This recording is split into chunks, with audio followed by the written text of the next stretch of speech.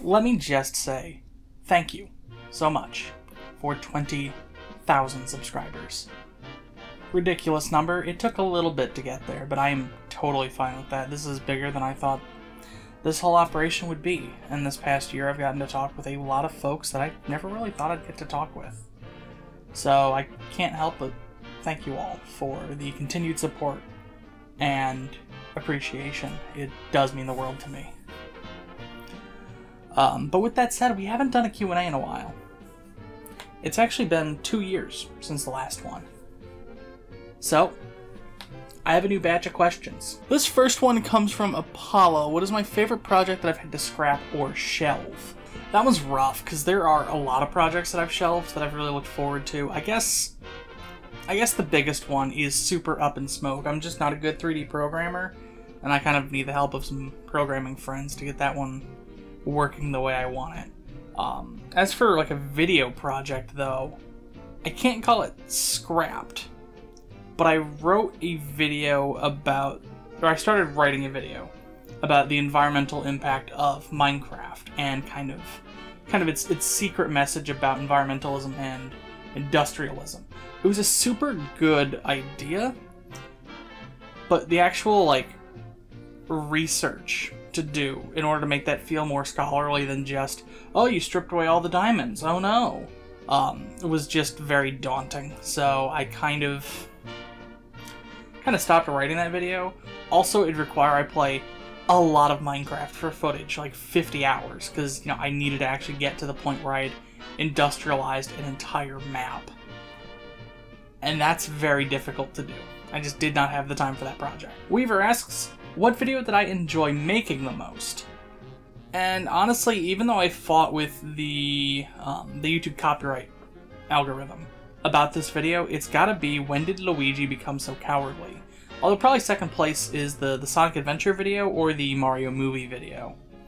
But When Did Luigi Get So Cowardly was kind of a bit of trivia that I'd held on to for years that I really, really liked.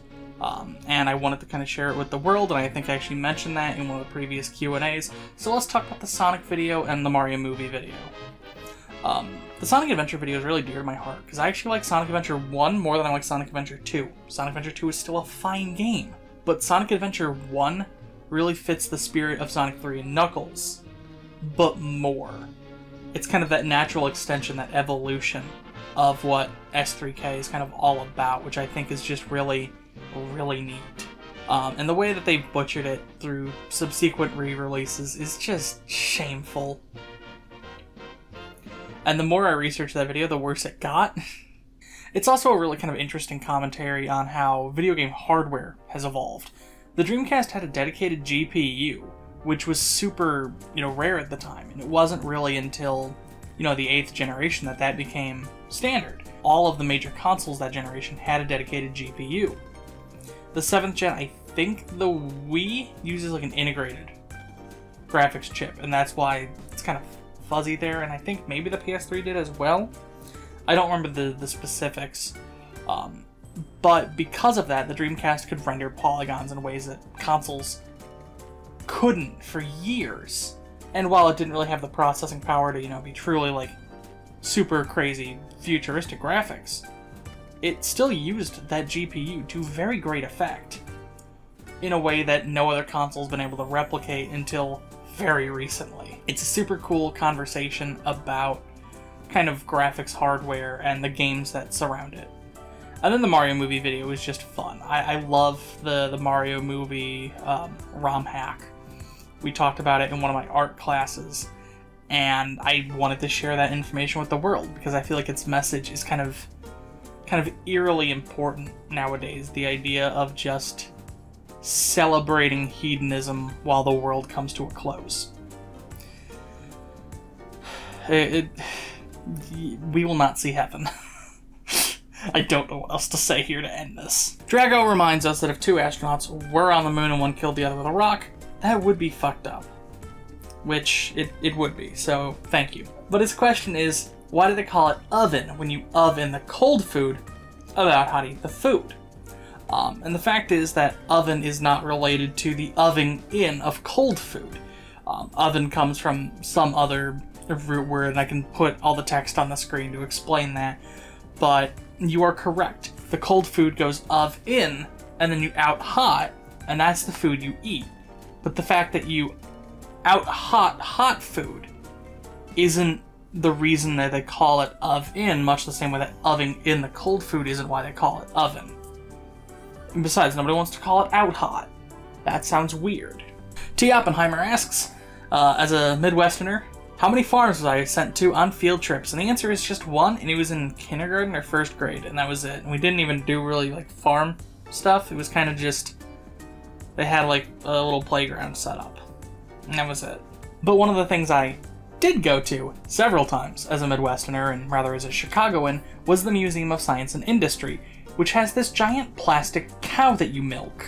I went to it like 3 times on school field trips alone. We did go to the coal mine, but most of the time we were there for the farm exhibit. Farm exhibit hasn't changed. Like, it was the same farm exhibit like all 3 times. Dope Vader asks if the colors on the channel banner represent the asexual flag. Now, the channel banner is just the word video games, but the channel icon, absolutely. In fact, there are a number of other pride flags I could use, and surely alternate versions of that icon are now scrolling by on the screen so you can appreciate them. Seabass asks, if put against 3 dudes with swords, what non-ranged weapon would I pick to fight those guys with the swords? Now, all of them are about like 20% proficiency, so they're a little better than just rank amateurs. I'm still gonna pick a shield, and that's 1 to save my bacon, but also 2, because a shield is a fantastic bashing weapon. You can kind of just keep getting up in people's faces and go wham, wham. Truly superb. The shield is like the best melee weapon we've ever come up with. It's very simple, but it's very effective. Weaver is back, and they ask what my inspirations were for doing videos and how I got started on YouTube. Now, this story kind of starts back in 2009. I joined Flipnote Hatena, and I wanted to be on other platforms that were like Flipnote. And I learned of YouTube only a couple of years prior to that, so I wanted to create a YouTube account, and I called it E3K because that's what I was on Flipnote Hatena, because you probably knew me from Flipnote Hatena. I figured that would be where I was most popular, and that Flipnote Hatena would never shut down, and people would look back fondly on my stolen Flipnotes. But I didn't know what to do with the channel. It was for a while kind of just shit posts, but what was fortunate was in 2010, I, Dan, and then a friend of Dan's, we all simultaneously found Chugga Conroy, and we all wanted to do Let's Plays, so we all did Let's Plays. I did them on a Windows XP using HyperCam 2. It was registered because I found a crack on CNET, and I recorded 10 FPS Cave Story and Sonic videos that were awful. And I don't think any of them actually, I think one of the Sonic videos survives on the channel, but only one of them. But I was having a very hard time Let's Playing. All my friends were doing camcorder Let's Plays. I wanted to have legitimate hardware, so I had a Dazzle and I had HyperCam. HyperCam only recorded at 10 FPS. My computer was so slow that the Dazzle actually introduced a considerable amount of desync between the video and the audio. The video ran, I think it was like 20% slower than it should, and there was no easy way to speed that up in Windows Movie Maker, so I never uploaded any of that.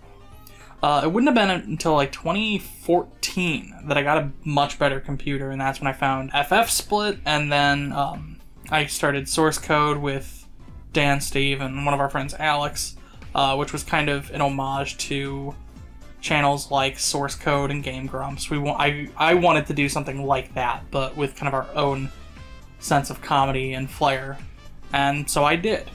And I kind of abandoned this channel because there was a bunch of like harassment and bullying that I didn't want to deal with. It was all from like the same like 5 or 6 kids. They created a Facebook group to harass specifically me. Yikes. But I came back to this channel in 2017 because for the last year I had been watching Connor Shaw's videos. And their videos are super good. Please go give them a watch. But Connor was, at the time, in their prime. The videos were all very popular. They were getting, you know, dev keys from pretty considerable games. They were getting stuff from Starbreeze, who was the publisher and developer of Payday 2, which was the game they were covering, and I was playing the game pretty considerably throughout high school and early college, so I figured, what the hey, I'll jump in too.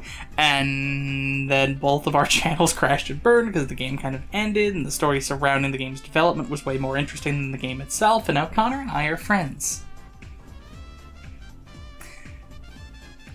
Still can't get over that last part. Wow. T. Oppenheimer is back, and they mention that I am a regular user of the Steam client. You are correct. But they ask if I've used any of the other platforms and my thoughts on them. I'm gonna be honest, my second favorite game distribution platform is itch.io. You just go on the website, just look up what you're looking for, there's a whole bunch of garbage. And I mean that in the most endearing way. These games are delightfully garbage, and if you're making indie games on itch, congratulations, you make some of the most wonderful, enjoyable trash around. Keep making garbage. It's totally cool. You don't have the budgets of even mid-sized studios, you don't have the manpower. Embrace it. You know, it's so much more fun and creative that way, truly. But I like itch a lot because it's very easy to browse, and you can kind of build this little library. They do giant, massive giga bundles all the time for good charities. So you collect just a ton of games, and there's a lot of really cool stuff to check out. Probably in third place is Epic Game Store. I know it gets a bad rap, but honestly, it's not that bad. It runs like garbage. I will confer. They built their store at Unreal 4. Don't know why. But the free games I do appreciate. The coupons are pretty good. I was able to pick up Wonderlands for like $40, and it's normally $60, so you know what, I'll take it. I like the way that you can actually visualize the download. It shows like downloading, unpacking, installing in this like graph of data packets at a time. It's super, super interesting. It's just all around, it's not as bad of an experience as people say it is. It got trashed very early on, but it's kind of fallen into its own, and it's fine. I don't like Origin. Did I have any favorite MMOs in my youth? And the answer is I played Club Penguin for probably about 50 or 60 hours. I had a decent rank in original Cardjitsu, but then they added, I think, Cardjitsu Fire, and I did not understand it, and then they added Ice, and that was kind of when I stopped. I remember I had like a captain's outfit, and I'd kind of just wander around in the captain's outfit.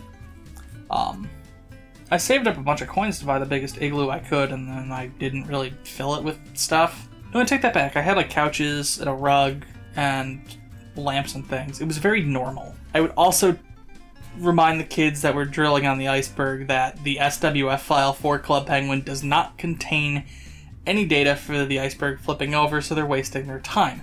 They made me eat my words. I played Roblox once, but I felt the first thing I checked out was like middle school RP something. And I had the sinking realization that the kids in Roblox were much younger than I was. Now this was 2010. I was 13, and I felt too old. Also, the Roblox player was picked up by Nortons as a Trojan, and as a result, I was forbidden from using the computer for like a month. No, I just didn't like it, and I figured it died in like 2014 or 2015.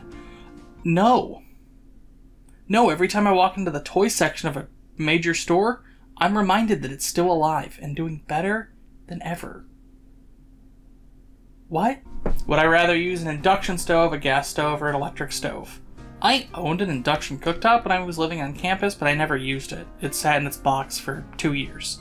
I don't even think it's been taken out of the box.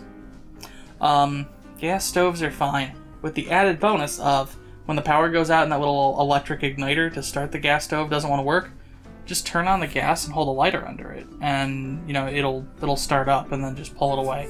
You're effectively just using a pilot light, but you can still cook when the power's out, which is about probably like 3 times a year occurrence out here. Do I own an air fryer? Yes. What are some games that you feel are underrated or not well known, hidden gems that only I know about?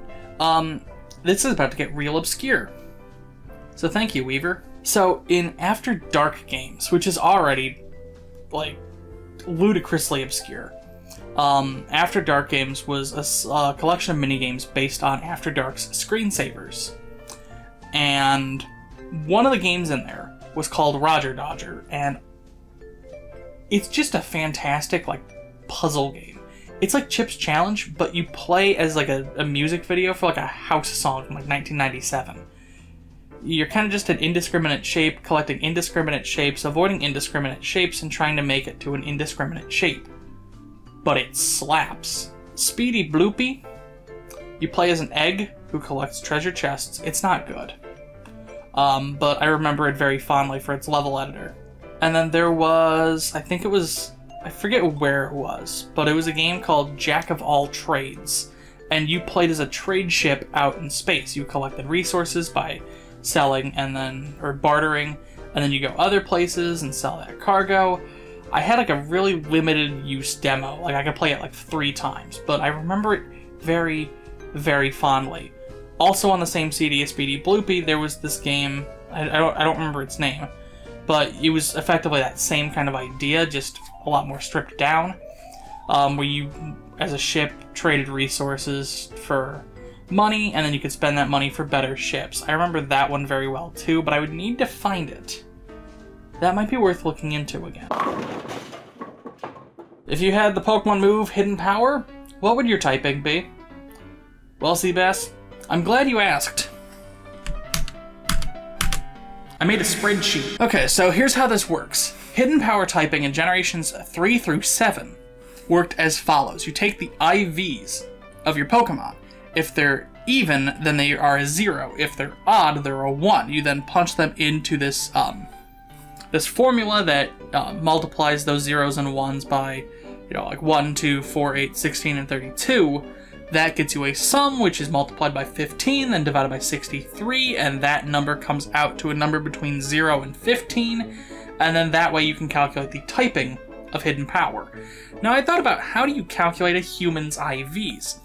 And the idea I had was, well, what are my skills? What am I good at? But that's more EVs. That's something you can train. IVs are a lot more intrinsic. Or, you hyper train, which is probably the equivalent of legally marrying into the Rock's family, so that way you can say your dad is the Rock, and thus your attack IV should be 30. So I'm going to be kind of basing this off of family history loosely.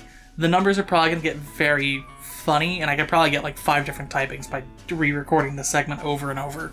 Wild Pokemon IVs do not have a statistical average. It is completely random between 0 and 31. I guess that technically means that the average is 16 or 15, because that's the median, but there really isn't, like, it's not a bell curve. It's a flat 0 to 31. So it's kind of just whatever. I will assume, though, that 15 is kind of a median number. If you're above 15, then you're on the top half of the graph. If you're at 15 or lower, you're on the bottom half. So for HP, I'm going to kind of base that on average expected life expectancy, and unfortunately it looks like 50 to 60 is typically it. It's kind of unfortunate, but that is kind of the truth of the matter. That's kind of a low number. I'm going to go ahead and throw, I don't know, a 13 in there. Why not? Attack. There are a lot of physical folk in my family. I had uncles and things and grandfathers who fought in wars. So I'm going to assume that's on my side. I'm going to go ahead and give myself... that'll be a 24, I think. Special attack. I'm going to assume that this is more like mental acuity. And there are also a decent number of teachers and doctors in my family, which I think is going to help me a lot. I was also in the Gifted program and National Society of Collegiate Scholars, and I squandered all of that because I am mentally ill. But that's a good number, I think. We're going to go ahead and give me, I think, 27. Defense. How willing to take a beating we are. We've been through some shit. 31. Special defense.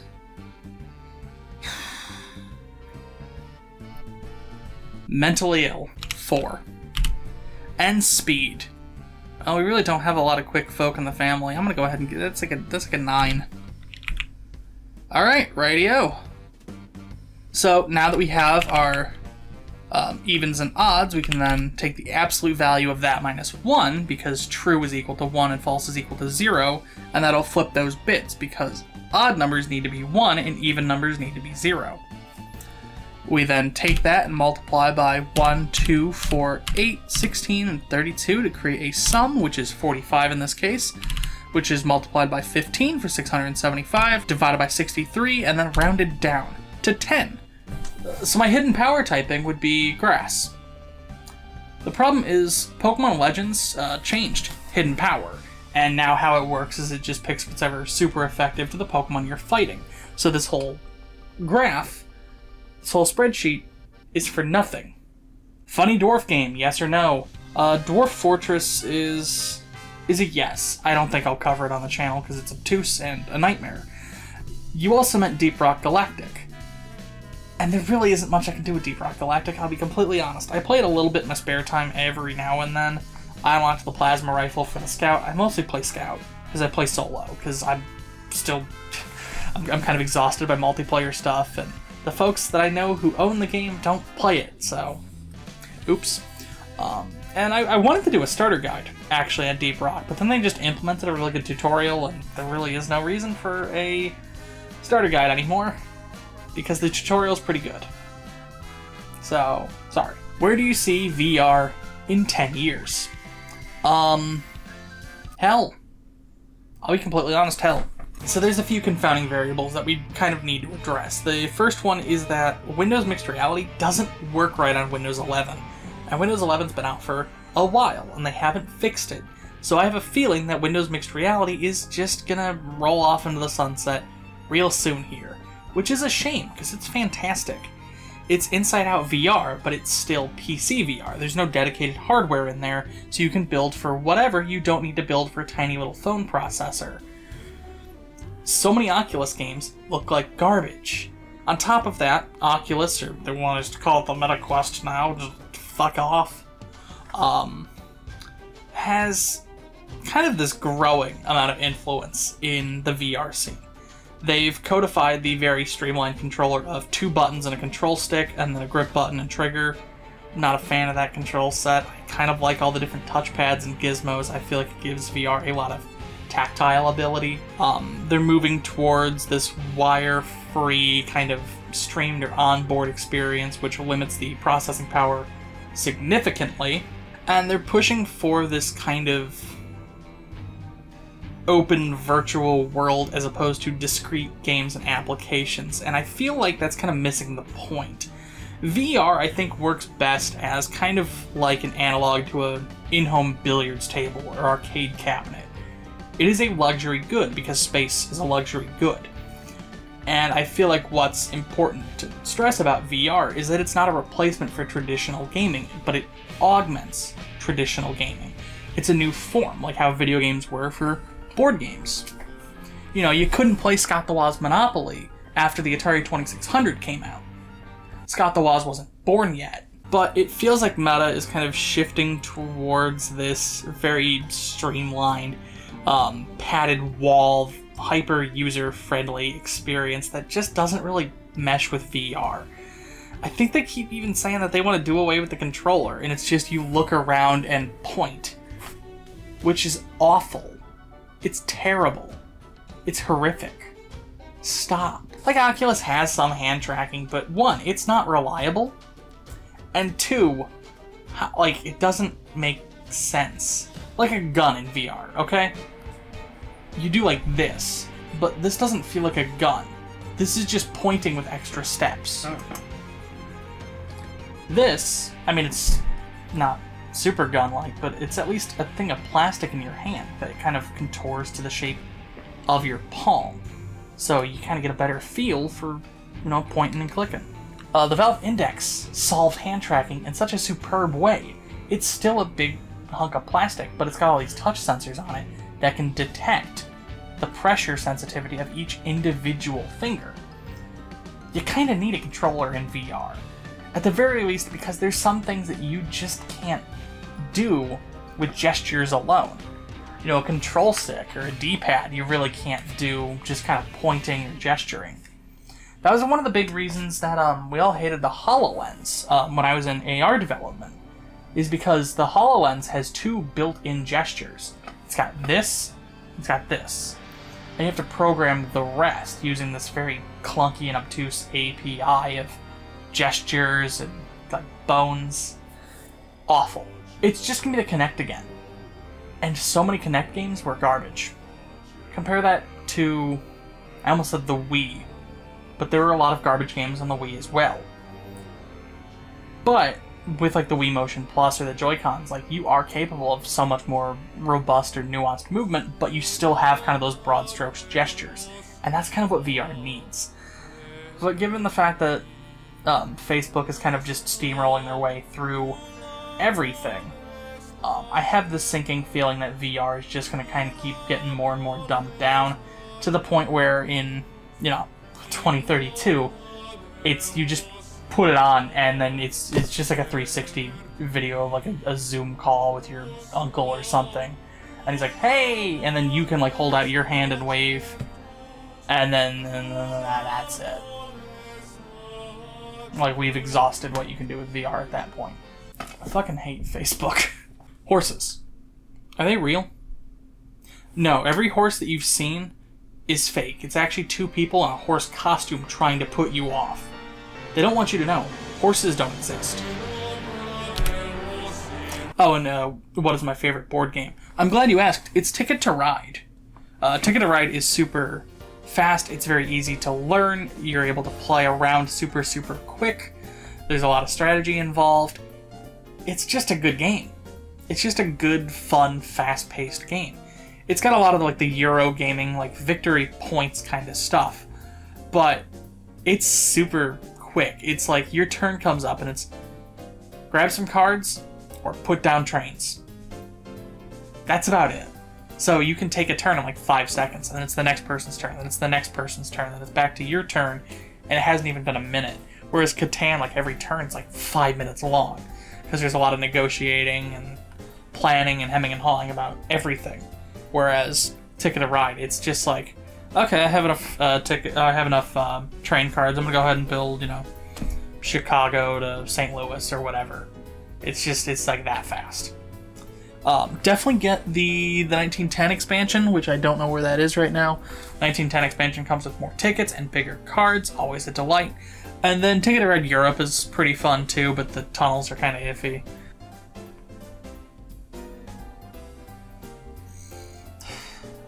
Every time, every Q&A, there's something like this that happens. Did you end up using Sthgir Snart as a fantasy name? The answer is no, because I have yet to have a legitimately fantasy-like experience at all in the past couple of years. I tried writing a fantasy thing a while ago after Draftware or Downward, and after one chapter, I was like, no, I don't know what I'm doing with this, never mind. And that brings us to our final question, and also a slightly different camera angle. Where do I see YouTube in 2030? Asks Ford. This one's kind of nuanced and probably also a bit cynical, but I truly think it's going to go the way of a traditional streaming service. They'll probably take a page from, of all people's books, Pornhub, and you'll probably have to have a verified account in order to upload. Everybody else will just be a commenter, or viewer, or fan, or whatever you want to call it. They can still post comments, they can still post super chats and super thanks, or whatever they're called. They can do all that stuff, but they can't make posts, they can't upload.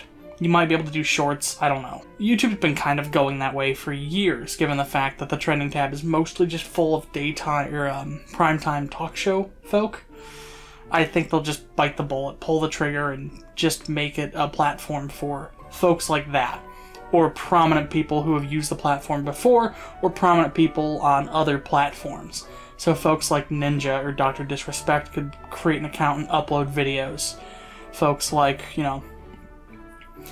James Stephanie Sterling or other prominent, like, game and tech reviewers, those kinds of folk. If you have a prominent following, I think they'll continue to let you upload. With that said, I think in part what we'll also see is a shift towards family friendliness. I think they'll try to block those uploads into 3 different categories. For kids, all audiences, 18+. And 18+, I think, will be a little prudish of YouTube. And I think that'll be video game violence. You say the F word, you're 18+. And then those, you need to have a verified account. People can't just go and click a link and watch it. They need to be logged into an account that is 18 years of age or older. Now, with all these restrictions, I don't honestly think it's going to monetize better. You know, if you are one of the few folk who can still upload to YouTube, you're not going to be making, you know, triple what you were making. You're going to be making about what you were. Minus folks who leave YouTube because that kind of a system just sucks. I'm more than willing to be wrong. In fact, I hope I'm wrong. I hope that the YouTube in 2030 still looks like the YouTube of 2010 or 2020 even. But it's hard not to see all the different hints and clues, the writing on the wall that something is amiss. And it's hard not to worry about the future of this platform. Now, with that said, I do truly think that for the time being, you know, this is something special. This is something wonderful. Never before have so many people had the ability to just upload like we've been able to in the last 10, 15, like 15 years or so. Never before have we been able to communicate and share ideas and just inspire or delight folks like we've been able to over the past 15 years. It's truly something wonderful, special, worth celebrating. But I think it's worth celebrating now, because we don't know how long that's going to last. One day we might wake up and YouTube has decided, you know what? No, the only people allowed on our site are folks like Jimmy Fallon. Everybody else, go find somewhere else to go. Go post to TikTok or whatever. You know, there's a shift towards folks like us make tiny little dumb 1-minute things, and it's the big boys who make the real content. And it's kind of disheartening in a way, because there's such a push to make us make this like repeatable, digestible, loopable content. But you know, everything else we have to leave to the professionals. I mean, there is I just did the Germa air quotes. I mean, there are definite outliers, and I like to imagine that I am an outlier. You know, I like making my 2-hour, 3-hour long retrospectives and analyses, even if nobody watches them. They're still super fantastic for me, personally. It helps me kind of refine my thoughts, and it makes me, in my humble opinion, a better writer, a better editor. I like that kind of stuff. And there's other folks like that, who like making the super long-form content. Scott Wozniak will upload an hour-long video about the frickin' border on his videos. Like, there's folks like me, and folks like Scott, H-Bomber Guy, all over the internet. And the thing is, that kind of creativity isn't just shackled to YouTube. You can take it wherever. The unfortunate thing is, most of the audience is here, on YouTube. And the other video platform sites have shifted towards that bite-sized 1-minute quick hit of dopamine. It's hard to feel like YouTube won't do the same. And I can only hope that they'll at least warn us a little before they do it. So that was all the questions. Thank you so much for 20,000 subscribers. It's taken some time to get here, I'm not gonna lie. I've been on this channel for 11 years, and let's be fair, really only started picking up steam in 2018. But still, 20,000 is 20,000. That is an insane number. And whether you were here for older stuff in the past but have dropped off, or you're still watching every single upload, thank you. I truly commend the dedication that you guys have had over the past few years. It does mean a lot to me. 25,000 is the next big milestone. And then after that, 30, and then 40, 50, so on and so forth. Hopefully it doesn't take that long to get to 25,000. Hopefully I can see you again in a bit less than 2 years to do another Q&A. Thank you from the bottom of my heart. It does mean a lot to me. Take care. The world's not kind right now, but we're all here together, and we can be as kind as we can to the folks around us. And I think that really helps a lot of folks, and I feel like that's what a lot of folks really need in life right now. So, if nothing else, be kind. Thank you. I'll see you again real soon with another video. I started recording a video on the Team Fortress 2 kerfuffle, and then this happened, so that video is, I guess, next week then? I don't know. Thank you. See ya. If you liked this video and you'd like to see more, I'd recommend subscribing. Coffee and social media links are in the description.